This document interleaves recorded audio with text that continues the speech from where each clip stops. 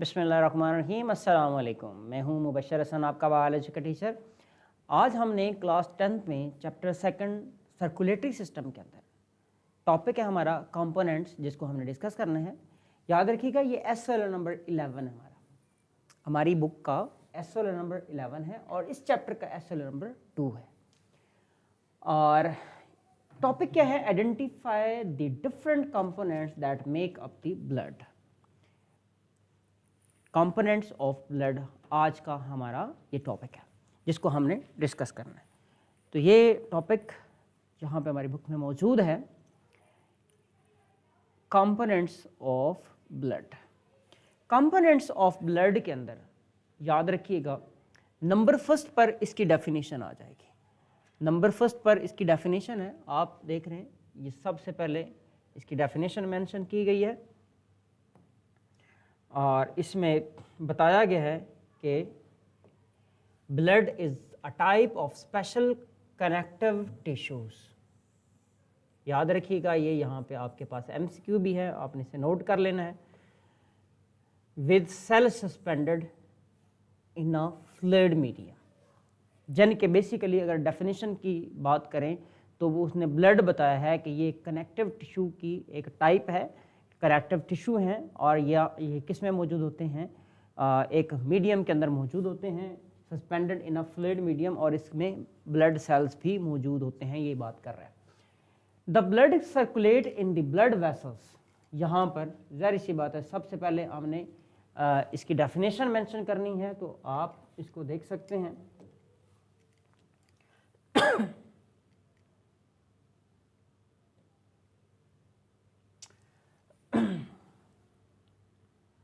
अच्छा, यहाँ पर देखिएगा, ज़रा गौर कीजिएगा कि हमारे पास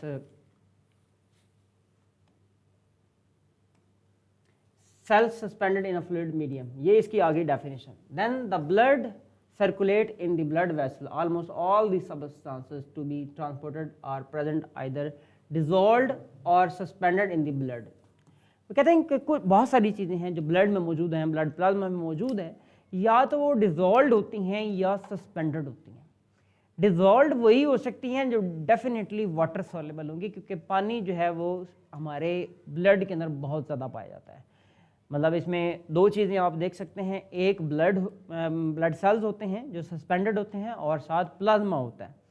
तो दो चीज़ें यहाँ पर देखिएगा, ब्लड के अंदर एक प्लाज्मा है प्लस ब्लड सेल्स, ये दो जो है वो कंपोनेंट्स यहाँ पर मौजूद होते हैं, प्लाज्मा प्लस ब्लड सेल्स।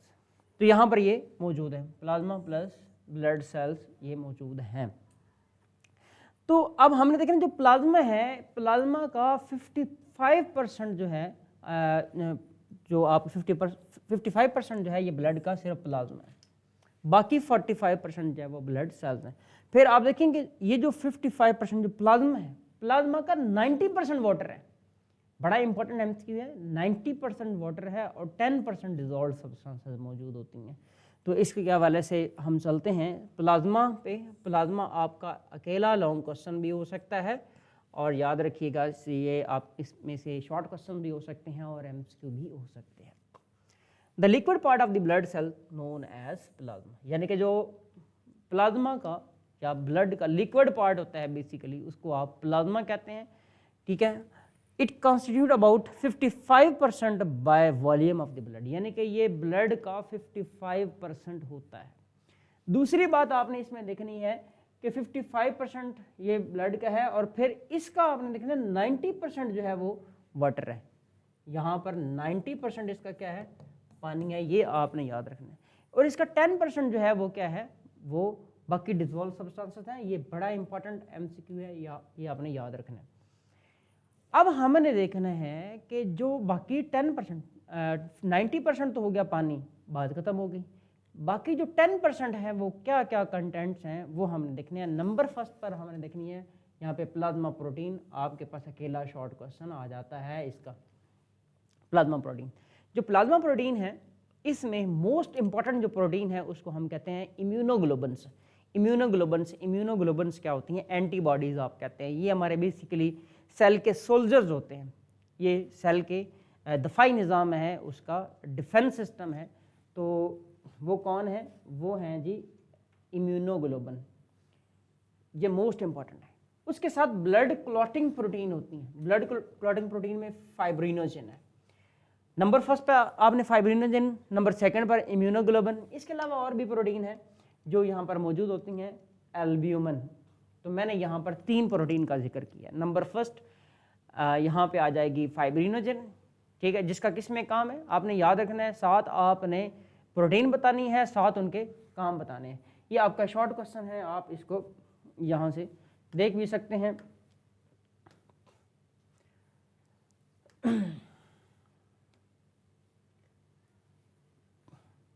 अच्छा, यहाँ पर देखिएगा,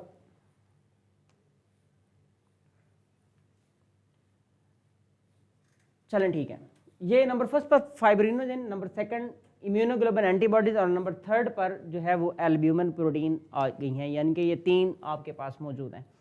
अगर आपके पास शॉर्ट क्वेश्चन आता है तो 3 रूब्रिक्स आपके कंप्लीट हो जाते हैं। आगे चलते हैं मिनरल्स।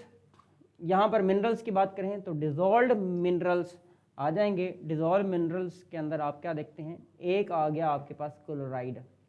क्लोराइड कहाँ से आता है? जो हम टेबल सॉल्ट जो है यूज़ करते हैं, कंज्यूम करते हैं, उसमें जो सोडियम और क्लोराइड होता है, तो इसका मतलब यहाँ पे ये क्लोराइड होता है। डेफिनेटली सोडियम भी होगा, यानी कि सोडियम भी होगा और क्लोराइड भी होगा। देन अगर आप देखें तो बाइकार्बोनेट्स यहाँ पर मौजूद होते हैं। बाइकार्बोनेट्स बिल्कुल मौजूद होते हैं। बाइकार्बोनेट्स का काम होता है कार्बन डाइऑक्साइड को ट्रांसपोर्ट करवाने में इसका रोल होता है। देन पोटेशियम, यहाँ पे पोटेशियम भी मौजूद होता है एंड कैल्शियम भी मौजूद होता है। पोटेशियम और कैल्शियम मल्टीपल हमारे मॉलिक्यूल का हिस्सा होते हैं और हमारे मल्टीपल बॉडी स्ट्रक्चर में भी ये इन्वॉल्व होते हैं। नंबर थर्ड पे आ जाता है मेटाबोलाइट्स एंड वेस्ट। मेटाबोलाइट्स जो होते हैं इनमें अमाइनो एसिड्स हैं, ग्लूकोज हैं, विटामिन्स हैं, लिपिड्स हैं, और फिर जो वेस्ट मटेरियल आता है उसमें यूरिया हो सकता है एंड यूरिक एसिड होता है। यूरिया एंड यूरिक एसिड, ये 2 जो है ये ज़्यादा इंपॉर्टेंट है, यूरिया एंड यूरिक एसिड। और भी हो सकते हैं। हार्मोन्स और कौन से होते हैं इसमें? सारे के सारे हार्मोन्स जो हैं वो किस में पाए जाते हैं? वो सारे के सारे ब्लड में ही पाए जाते हैं। हार्मोन्स किस में पाए जाते हैं? ब्लड के अंदर पाए जाते हैं। हार्मोन्स क्या होते हैं? ये रेगुलेटर्स होते हैं जिन्होंने रिएक्शन को रेगुलेट करवाने में हेल्प करनी होती है। उसके बाद आ जाएंगी डिजॉल्व्ड गैसेस। डिजॉल्व्ड गैसेस में 2 आएंगी, एक कार्बन डाइऑक्साइड है और दूसरी ऑक्सीजन है। यह हमने ऑलरेडी प्रीवियस लेक्चर के अंदर भी डिस्कस किया था कि इसके अंदर कौन कौन सी गैसेस है। कार्बन डाइऑक्साइड और ऑक्सीजन भी यहाँ पर मौजूद होती हैं। कार्बन डाइऑक्साइड एक और सेकेंडली ऑक्सीजन मौजूद है। तो ये इस तरह से हमारे पास प्लाज्मा जो है वो कंप्लीट होता है। अब हम प्लाज्मा से नेक्स्ट देखते हैं कि क्या क्या मौजूद है इसमें।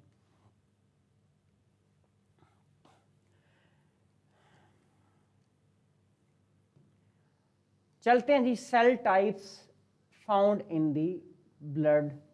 अब ब्लड के अंदर कौन कौन से जो सेल्स हैं वो मौजूद हैं वो देखते हैं हम जी। नंबर फर्स्ट पर आप देख रहे हैं कि क्या है जी,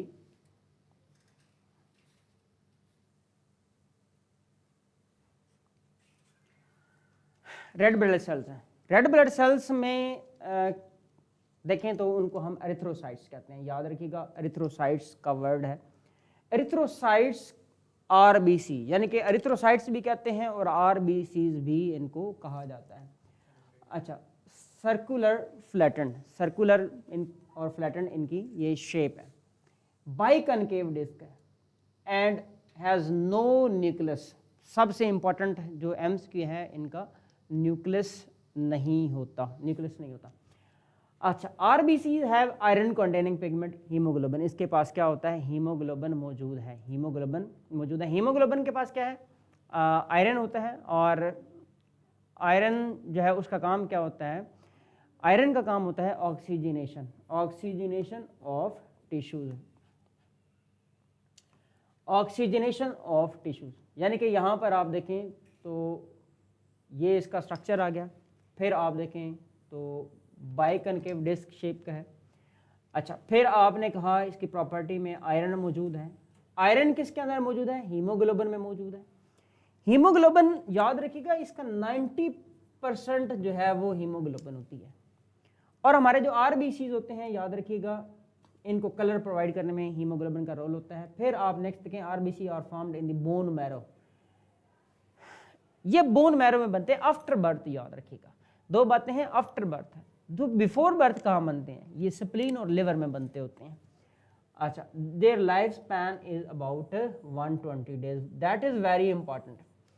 आरबीसी 120 डेज के बाद इनकी डेथ हो जाती है, ये मर जाते हैं, ख़त्म हो जाते हैं, और इनकी रिसाइकलिंग की जाती है। When they are worn out they are destroyed in the spleen and liver, spleen के अंदर ये दफन होते हैं। स्प्लीन के लिए कहा जाए तो graveyard of RBC that is spleen, ये इसके लिए ग्रेव यार्ड का वर्ड यूज़ किया जाता है, स्प्लीन आरबीसी के ग्रेव यार्ड का। और लिवर क्या करता है, इसको रिसाइकिल करता है। RBC carry oxygen and also transport a small amount of carbon dioxide. तो ये आपने इसका फंक्शन देख लेना है कि आरबीसी जो है उनके फंक्शन क्या होते हैं।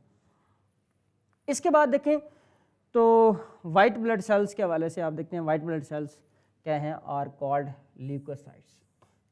There life span is 3 to 4 days, that is very important.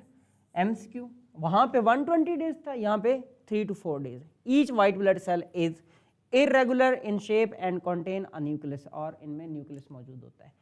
RBC में न्यूक्लियस मौजूद नहीं होता, एरिथ्रोसाइट में न्यूक्लियस नहीं होता, लेकिन ल्यूकोसाइट यानी कि वाइट ब्लड सेल्स के अंदर न्यूक्लियस मौजूद है। ये तो दो डिफरेंसेस आपके पास आ गए।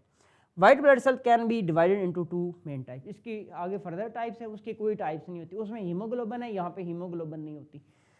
आगे चलते हैं, दो टाइप हैं, एक ग्रेन्यूलर साइट और दूसरी है ए ग्रेन्यूलर साइट। ग्रेन्यूलर साइट क्या होती है, ग्रेन्यूलर साइट याद रखिएगा क्या है, इनमें ग्रेन्यूल लाइक स्ट्रक्चर होते हैं। इसकी 3 टाइप्स है आगे। एक ग्रेन्यूलर साइट्स जिसमें ग्रेन्यूल लाइक स्ट्रक्चर नहीं होते, और इसके आगे 2 टाइप्स हैं। तो ज़रा गौर कीजिएगा, यहाँ पर देखिएगा तो ग्रेन्यूलर साइट्स को सबसे पहले हमने डिस्कस करना है। तो ग्रेन्यूलर साइट्स में हम क्या देख रहे हैं, their nucleus is variable in shape, यानी कि न्यूक्लियस की कोई एग्जैक्ट शेप नहीं होती है, वेरिएबल शेप होती है, चेंजेस होती हैं उसमें। साइटोप्लाज्म कंटेन फाइन ग्रेन्यूल्स, ये हमने इसके नाम से देख लिया है। These cells originate in the bone marrow, ये बोन मैरो में बनते हैं। Granular leucocytes are of 3 types, neutrophils, eosinophils and basophils. इसको आपने याद रख लेना है नेब से, नेब, आपने ये नेब से, N for neutrophils, E for eosinophils, B for basophils, और जी नेब आपने याद रखना है, जी नेब। जी नेब से याद रखें कहा कि जो ग्रेन्यूलर साइट्स हैं इनकी ये 3 टाइप्स हैं, जी नेब। ग्रेन्यूलर साइट्स में नंबर फर्स्ट क्या है, न्यूट्रोफिल्स, इओसिनोफिल्स एंड बेसोफिल्स। अब तीनों के आगे फंक्शन है। जो न्यूट्रोफिल्स हैं ये क्या करते हैं, बेसिकली ये इन्वॉल्व होते हैं फैगोसाइटोसिस के अंदर, फैगोसाइटोसिस में इन्वॉल्व होते हैं। फैगोसाइटोसिस यानी कि बाहर से कोई जर्म आता है, कोई बैक्टीरिया आता है, कोई वायरस आता है, तो उसको क्या करते हैं, ये खा जाते हैं। नंबर सेकंड है इओसिनोफिल। इओसिनोफिल्स इन्वॉल्व होते हैं एलर्जिक रिएक्शन में, एलर्जिक रिएक्शन में ये इन्वॉल्व होते हैं। नंबर 3 बेसोफिल्स एक केमिकल प्रोड्यूस करते हैं जिसको हम कहते हैं histamine in the injured tissue and allergic reaction response, यानी कि हिस्टामीन बनाते हैं और एलर्जिक रिएक्शन करते हैं। ये 2 काम आपने इसके लिख लेने हैं। ये किसकी बात कर रहे थे हम, ग्रेन्यूलर साइट्स की बात कर रहे हैं। फिर ग्रेन्यूलर साइट्स और ये बेसोफिल, इओसिनोफिल्स और ये यहाँ पर न्यूट्रोफिल्स, इनकी ये डायग्राम्स भी बनी हुई हैं, आपने इनको भी याद रखना है। यहाँ पे एरिथ्रोसाइट्स की डायग्राम बनी हुई है। आगे चलें तो यहाँ पे हमने डिस्कस करने हैं agranulocytes. Agranulocytes are also very important, याद रखिएगा। WBC अकेला एक लॉन्ग क्वेश्चन आ जाता है, ब्लड कंपोनेंट्स भी आ जाता है, लेकिन ब्लड सेल्स में ल्यूकोसाइट यानी कि वाइट ब्लड सेल्स अकेला एक लॉन्ग क्वेश्चन भी आ जाता है। ए ग्रेन्यूलर साइट्स के अंदर the cytoplasm of the a granular leucocytes is clear. These are of 2 types, monocytes and lymphocytes, यानी कि 2 टाइप्स के हैं, एक मोनोसाइट्स हैं और दूसरे लिम्फोसाइट्स हैं। मोनोसाइट्स क्या होते हैं, मोनोसाइट्स क्या होते हैं, इनका लाइफ स्पैन बहुत शॉर्ट होता है और ये फौरी तौर पे मैक्रोफेज के अंदर चेंज हो जाते हैं और इनका काम भी फैगोसाइटोसिस में होता है। These are phagocytic and ingest bacteria and dead cell at the damaged tissues. Monocytes किस में इन्वॉल्व होते हैं, ये भी फैगोसाइटोसिस कराते हैं। नेक्स्ट लिम्फोसाइट्स, दूसरी जो टाइप है वो कौन सी है, वो है लिम्फोसाइट्स। लिम्फोसाइट्स आगे दो तरह की होती हैं, फिर आगे इनकी फर्दर मैनी टाइप्स होती हैं। Two types lymphocyte, B lymphocytes producing antibodies. जो हमने इम्यूनोग्लोबुलिन की बात की है ना ब्लड के अंदर, तो वो इम्यूनोग्लोबुलिन एंटीबॉडीज कौन बनाता है, वो बी लिम्फोसाइट बनाते हैं। दूसरे हैं टी लिम्फोसाइट। टी लिम्फोसाइट क्या करते हैं, ये फैगोसाइटोसिस कराते हैं और हार्मफुल वायरसेस और इन्फेक्टेड सेल्स और कैंसरस सेल्स को ये डैमेज करते हैं। उसके अलावा इनके लिए हम अगर बात करें तो लिम्फोसाइट्स के हवाले से बी और टी दोनों का डिफरेंट रोल होता है, यानी कि ये बनते बोन मैरो में है, बी सेल फिर बोन मैरो के अंदर ही मेच्योर भी हो जाता है, लेकिन जो टी लिम्फोसाइट है, टी फॉर थाइमस है, ये थाइमस के अंदर जाके हमारे एक लिम्फेटिक सिस्टम का स्ट्रक्चर होता है, उसके अंदर जाके मेच्योर होता है। अच्छा, यहाँ पे कुछ एक हमारे पास अगर चार्ट बना हुआ है, देखें ब्लड में प्लाज्मा है, दूसरा ब्लड कार्पसल यानी कि ब्लड सेल्स है। ब्लड प्लाज्मा में सीरम है और फाइब्रिनोजेन है यानी कि प्रोटीन है। सीरम ब्लड प्लाज्मा के अंदर सीरम, ये कि सीरम क्या है, ब्लड प्लाज्मा क्या, ब्लड प्लाज्मा के अंदर सीरम भी है और फाइब्रिनोजेन भी है। तो ब्लड प्लाज्मा का जो सीरम है, सीरम के अंदर फाइब्रिनोजेनिक प्रोटीन को निकाल दिया जाता है, यानी कि विदाउट प्रोटीन होता है। तो ब्लड कार्पसल्स देखें, आरबीसीज, डब्ल्यूबीसीज और प्लेटलेट्स को भी हमने पढ़ना है। डब्ल्यूबीसीज में आगे ग्रेन्युलोसाइट्स और ए ग्रेन्युलोसाइट्स, और फिर ए ग्रेन्युलोसाइट्स के अंदर आ गए हमारे पास, हमने नेब का फार्मूला बनाया, तो नेब में हमारे पास न्यूट्रोफिल्स हैं, इओसिनोफिल्स हैं और बेसोफिल्स हैं। ए ग्रेन्युलोसाइट्स में क्या आ जाते हैं, मोनोसाइट्स आ जाते हैं और लिम्फोसाइट्स आ जाते हैं। तो ये आपके पास इस तरह से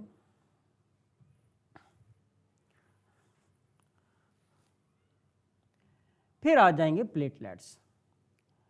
प्लेटलेट्स में हम क्या देखते हैं, platelets are also known as thrombocytes, इनको थ्रोम्बोसाइट्स भी कहते हैं। अकेला एक शॉर्ट क्वेश्चन आ जाता है या एमसीक्यू भी इसका आ सकता है। Bone marrow cells called megakaryocytes, megakaryocyte form fragments called platelets, यानी कि bone marrow cells called megakaryocyte, यानी कि यू कैन से जो प्लेटलेट्स होते हैं ये मेगाकैरियोसाइट से बनते हैं। मेगाकैरियोसाइट कहाँ से मिलेंगे, ये बोन मैरो सेल्स में बनेंगे। Platelets play an important role in the blood clotting में इसका इंपॉर्टेंट रोल होता है। तो देखें आज हमने क्या क्या डिस्कस किया है।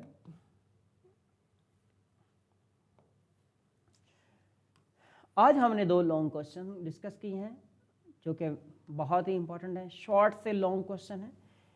नंबर फर्स्ट पर हमने डिस्कस किया है कंपोनेंट ऑफ ब्लड के अंदर ब्लड प्लाज्मा में हमने मल्टीपल एमसीक्यूज को डिस्कस किया है। जिस तरह से मैं अगेन से यहाँ पे बताता हूँ, जैसे कि ब्लड की पहले डेफिनेशन है, देन आपने कहा ब्लड के अंदर प्लाज्मा जो है 55% है, फिर हमने कहा प्लाज्मा के अंदर वाटर जो है 90% है, फिर हमने कहा 10% इसमें डिजॉल्व सब्सटेंस है। ये तीन इंपॉर्टेंट एमसीक्यू हैं, आपने नोट करने हैं। फिर प्रोटीन, प्लाज्मा प्रोटीन 7 to 9% है, ये एमसीक्यू आ चुके हैं पहले पेपर्स के अंदर। और फिर कौन सी प्रोटीन, फाइब्रिनोजेन, इम्यूनोग्लोबुलिन, ये हमने मेंशन की। देन तीसरी प्रोटीन हमने कहा एल्ब्यूमिन, 3 तरह की ये प्रोटीन। फिर मिनरल्स के हवाले से हमने बात की, फिर metabolites, hormones and dissolved gases की बात की थी।